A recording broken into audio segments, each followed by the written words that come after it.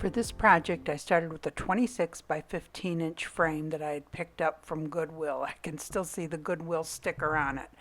And I flipped it over, I took the paper backing off the back, then I removed all the clips and I removed the rest of the backing, including the glass. Then I flipped it over and I painted it a very bright orange. And after that had dried and I had put a sealer on it, I flipped it back over again and I took ELMER'S glue and put it around the perimeter of the back of the frame where the glass would sit. Then I replaced the glass, and then I put ELMER'S glue around the perimeter of the back one more time. So this serves two purposes. It holds the glass in place, and it also helps to prevent resin leaks when you put resin on the other side. This needs to dry for 24 hours, sometimes a little longer, depending on how much you put on there. So I had been online and I've seen multiple paintings of the witch's brew with the witch's feet sticking out the top. I thought those were so cute. And so what I did was I traced them out on a piece of paper, and also the leg out on a piece of paper. And I actually made 4 copies of the leg. Put 4 pieces of paper together because 2 I'm going to use to trace out on the project, and 2 I'm going to use the leg part to use as a pattern for the stained glass. And I also have the stencil that you see up at the top that says Trick or Treat. And I picked that up on Amazon. There was something else at the very bottom of it, but I cut that off because I just wanted to use the Trick or Treat.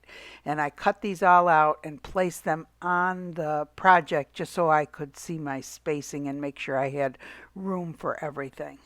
Now the cauldron and the legs will stay taped to the back of the glass because I'll use that as a pattern, and the Trick or Treat stencil I will have to put on the front to be able to stencil it.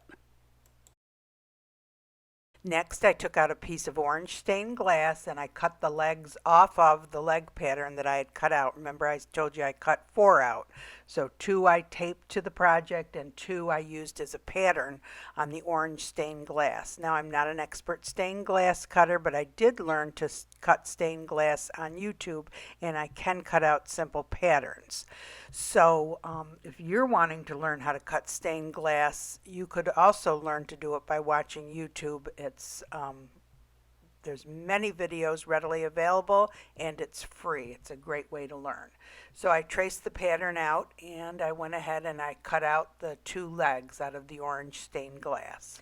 Next, I took the orange stained glass and I placed it on a piece of lined paper because I figured this would work perfect for the stripes on her stockings, the witch's stockings.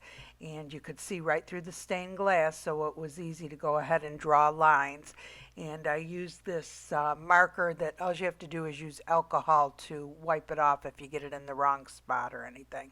And then I just filled in between every other one black. I did only the top first. I didn't do the sides until the very last when I was sure it was dry, because I didn't want to risk smearing any of it. Next, I took clear ELMER'S glue and put it around the perimeter of the cauldron. And you have to use clear ELMER'S glue because that dries clear. You can use the regular ELMER'S glue when you're attaching the glass to the frame because it'll be hidden by the frame.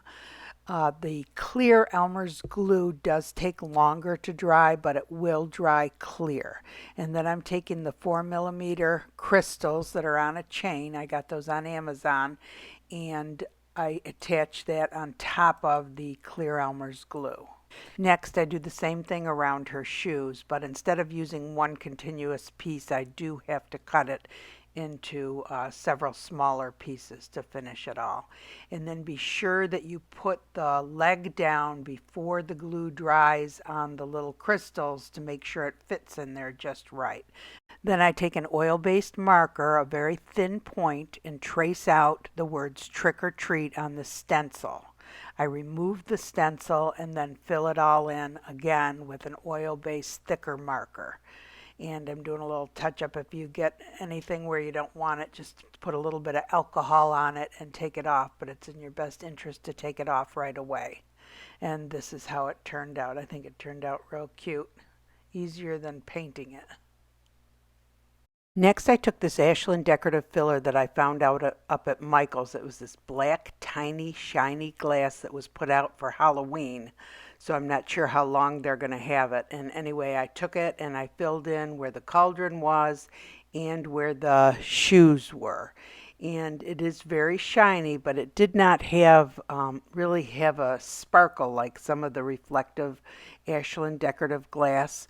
So then I took some of the Ashland reflective decorative glass and just kind of sprinkled it in all the areas that I had just put the black glass. Here you can see the difference. You can see how sparkly it is.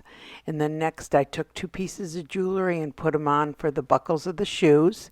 And then I took these half marbles, these flat back marbles, and sprayed them with the TAMIYA orange translucent spray paint.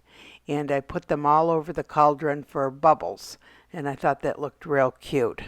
And then it was all ready for the resin. For this project I used art resin. It's a 1-to-1 ratio resin. I mixed it up off camera. The first thing I did was drizzled it over all of the glass first to make sure that was held down well. And then I put it in the corners and along the sides, and it's really important that you do this because even though they say it's self-leveling, you will have empty spots if you don't. And it's important that you get down and look at it at eye level because there's things that you can see when you're looking at it at eye level that you can't if you're just standing over the top of it. Anyway, when you're done with this, it has to sit on a level flat surface overnight. It takes a full 72 hours to cure, but you can touch it usually within 12 hours. And then I used the torch to get the bubbles out, and then it was done. It's in your best interest to cover it with a dust cover. Hey everyone, I really love the way this turned out. I couldn't be happier. I think it looks so cute. And so first off, with the stenciling on the top, I will never use paint again for stenciling. It is so much easier using a marker and just kind of outlining it. I was never a good stenciler, and I'd always get, you use your paint and it always gets up under the stencils. I don't know, maybe I just didn't have the patience for it.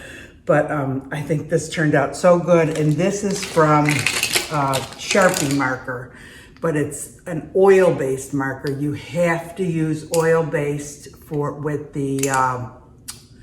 with resin or it'll mess it up. I don't know if you saw, I did a little chicky one and I put marker on the eyes and it ran. And I don't think it normally would run that bad. I think maybe it was not completely dry and because it was on paint, it made it worse. But the oil base, it won't run with resin. So you can use it on canvas and you can use it on glass and it works really well. So and I bought a whole bunch of them in different colors and whatnot. So that's my advice to you about that. And I really like this. So this black glass here, I got at Michael's online, and it says Halloween on it. So it's only going to be out for a short period. And it was $2.99 for that big bag of glass. And it was regularly $6.99. So I ordered it online to pick up in the store. So if you're interested in it, get it now because it's probably going to get sold out. And then I took the Ashland decorative filler, the reflective silver, and put that on top and see how sparkly and pretty that looks. I think that really helps it. Looks really pretty. And then my other advice is these little half marbles, flat backs. I sprayed them with the TAMIYA orange spray paint. And if you didn't see my video, I just put one out a few weeks back. I have one on the Krylon stained glass translucent, and this is actually the TAMIYA translucent spray paint, and I have a video on that also.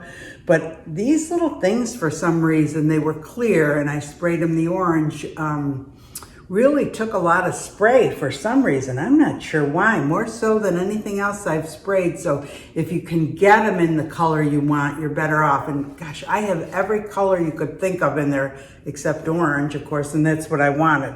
So of course I had to spray them, but if you can get them in the, buy them already in the color, you'd save money on spray paint.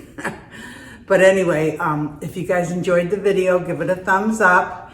I love to hear from you. If you have any questions or comments, please message me. And also my email is on under my about information. I love to see what you guys are making. It always gives me ideas. And if you want to be notified of future videos, I'm going to be putting out some more Halloween and holiday from now until January, all holiday videos. Go ahead and subscribe and you'll be notified. And I hope you guys all have a great day. Thanks for watching.